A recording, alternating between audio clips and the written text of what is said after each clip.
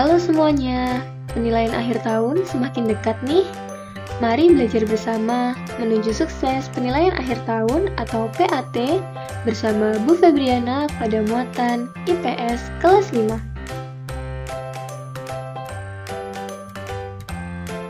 Mari kita mulai dari soal pilihan ganda. Soal nomor 1. Letak astronomis Indonesia dalam garis lintang adalah: pernahkah kalian mengamati peta atau globe? Dalam peta atau globe terdapat garis lintang dan garis bujur.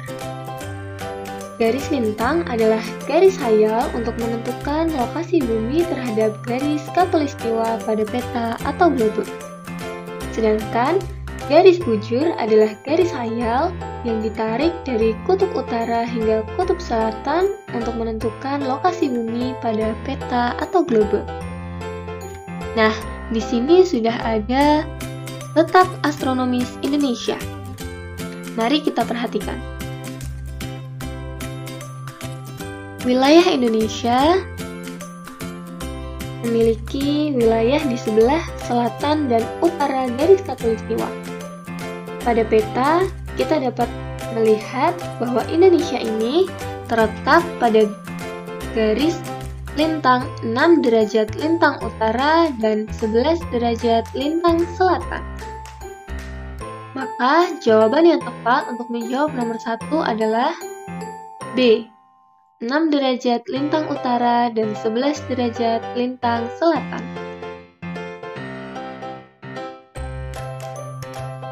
Soal nomor 2. Yang bukan kabupaten di Provinsi Jawa Tengah adalah: mari sejenak kita lihat peta kabupaten dan kota yang ada di Jawa Tengah.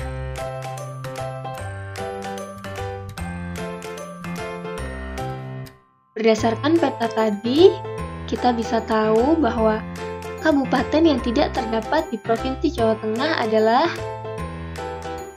Kabupaten Majalengka dan Banyuwangi. Majalengka terletak pada Provinsi Jawa Barat dan Banyuwangi ada pada Provinsi Jawa Timur.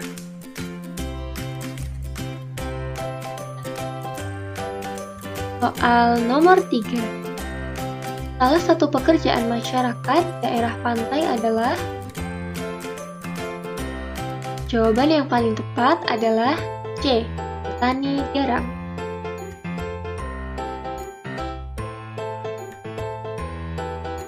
Soal nomor 4. Yang bukan interaksi manusia dengan alam dalam memenuhi kebutuhannya adalah dalam bidang? Jawaban yang paling tepat adalah D. Perdagangan. Karena perdagangan ini adalah bentuk interaksi manusia dengan manusia lain. Soal nomor 5.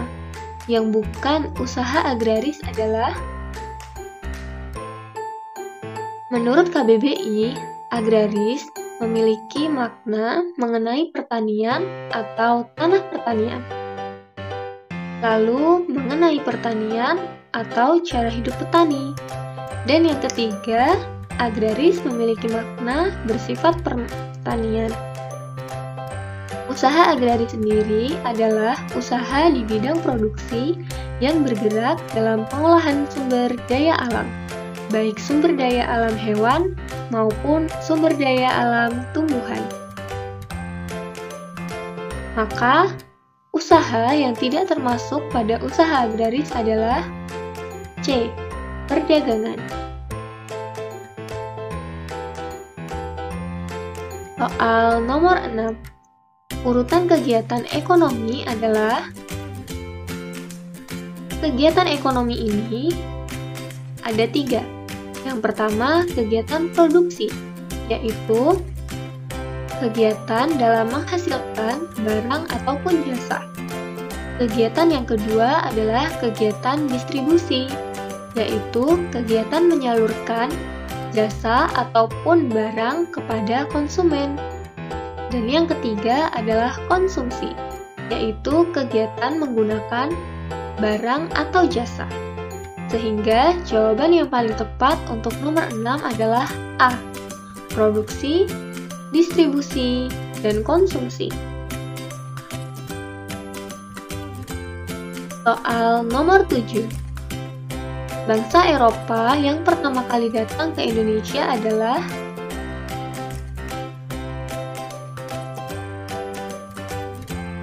kekayaan alam Indonesia yang melimpah membuat bangsa Barat menginginkan rempah-rempah yang ada di Indonesia.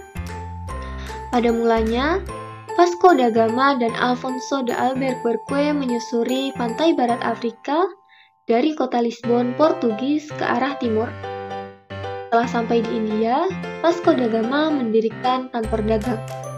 Kemudian tahun 1511, Alfonso de Albuquerque menggantikan Vasco da Gama untuk melanjutkan pelayaran ke arah timur menuju Indonesia. Pada tahun 1512, Alfonso berhasil menanamkan pengaruhnya di Maluku. Nah, itulah bangsa Eropa pertama yang sampai di Indonesia. Sehingga jawaban yang paling tepat untuk nomor 7 adalah A. Portugis. Soal nomor 8. Yang bukan tujuan didirikannya VOC adalah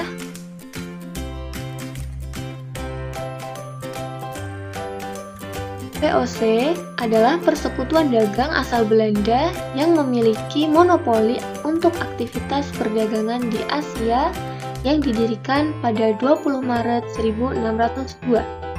Tujuan VOC yang pertama menguasai pelabuhan-pelabuhan penting, yang kedua menguasai kerajaan-kerajaan di Indonesia, yang ketiga melaksanakan monopoli perdagangan, yang keempat menghindari persaingan yang tidak sehat sesama pedagang Belanda sehingga mendapatkan keuntungan yang maksimal, yang kelima memperkuat posisi Belanda dari bangsa Eropa lain, dan yang keenam membantu pemerintah Belanda dalam menghadapi Spanyol. Sehingga yang bukan tujuan dari didirikannya VOC adalah B. Membangun benteng-benteng pertahanan. Soal nomor 9. Tokoh yang memimpin perlawanan terhadap Belanda di daerah Maluku adalah? Mari perhatikan gambar berikut ini. Bukankah kalian sudah tidak asing dengan tokoh yang ada pada gambar berikut? Ya, betul sekali. Tokoh ini berada pada uang pecahan Rp1.000 kertas. Beliau adalah tokoh yang melakukan perlawanan terhadap Belanda karena ulah Belanda yang memonopoli perdagangan dan meminta upeti yang sangat besar kepada rakyat Maluku. Beliau adalah Thomas Matulesi atau yang biasa kita kenal dengan Patimura. Maka jawaban yang paling tepat untuk nomor 9 adalah C. Patimura. Soal nomor 10. Kedaulatan Indonesia diakui Belanda pada peristiwa. Mari kita bahas satu persatu mengenai peristiwa berikut ini. Yang pertama ada peristiwa Renville. Hasil dari perundingan Renville adalah Belanda hanya mengakui Jawa Tengah, Yogyakarta, dan Sumatera sebagai bagian dari wilayah Republik Indonesia. Yang kedua ada peristiwa Linggarjati. Hasil dari perundingan Linggarjati yaitu Belanda mengakui secara de facto wilayah Republik Indonesia meliputi Jawa, Sumatera, dan Madura.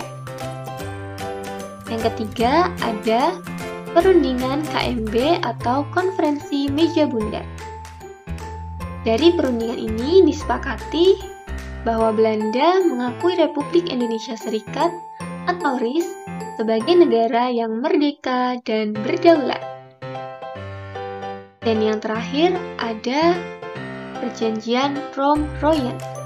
Salah satu hasil dari perjanjiannya adalah Belanda menyetujui kembalinya pemerintahan Republik Indonesia ke Yogyakarta. Sehingga jawaban yang paling tepat untuk nomor 10 ini adalah C, KMB atau Konferensi Meja Bundar. Selanjutnya, mari kita masuk pada soal isian. Soal nomor 11. Indonesia terletak di antara dua samudra, yaitu, mari kita perhatikan peta Indonesia berikut ini. Ternyata Indonesia ini berada di antara dua samudra, yaitu Samudra Hindia dan Samudra Pasifik. Soal nomor 12. Salah satu kenampakan alam perairan adalah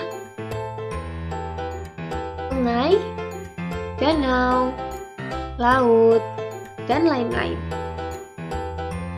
13. Tempat bertemunya penjual dan pembeli disebut dengan pasar.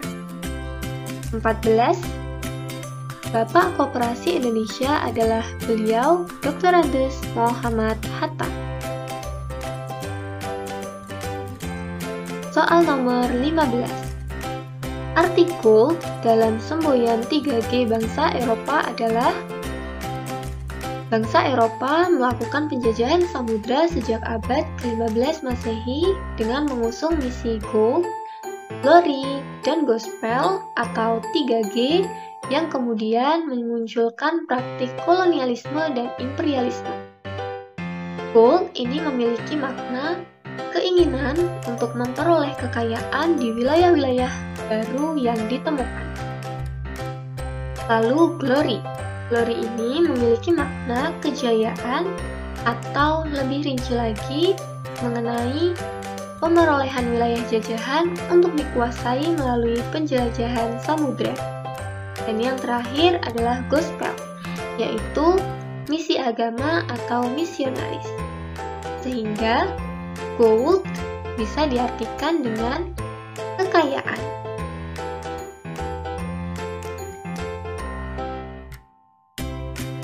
Yang terakhir, kita masuk pada bagian uraian. Soal nomor 16. Tuliskan 3 mata pencarian masyarakat di daerah dataran tinggi. Yang perlu kita ketahui yaitu dataran tinggi adalah dataran yang ketinggiannya di atas 600 meter di atas permukaan laut. Sehingga mata pencarian yang sesuai dengan keadaan atau daerah dataran tinggi adalah petani bunga, peternak kambing, pemetik teh, petani sayuran, dan lain-lain. Soal nomor 17. Tuliskan 3 usaha yang dikelola oleh kelompok. Berikut ini adalah usaha-usaha yang dikelola oleh kelompok. Yang pertama ada BUMN atau Badan Usaha Milik Negara. Yang kedua ada CV atau Commanditere Fellowship atau perseroan komanditer. Yang ketiga ada PT atau perseroan terbatas. Yang keempat firma, dan yang kelima koperasi. Nah, itu tadi materi pembelajaran mengenai IPS. Demikian, selamat belajar dan terima kasih.